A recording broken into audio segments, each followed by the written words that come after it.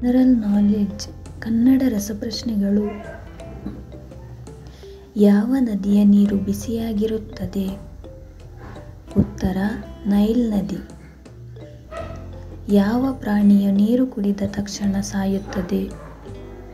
ಉತ್ತರ ಕಾಂಗರೂ.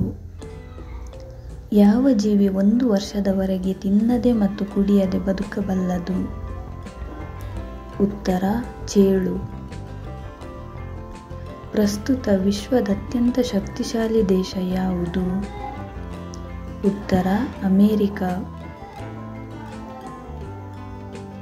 ವಿಶ್ವದ ಅತಿ ದೊಡ್ಡ ಪ್ರಾಣಿ ಯಾವುದು? ಉತ್ತರ ತಿಮಿಂಗಿಲ.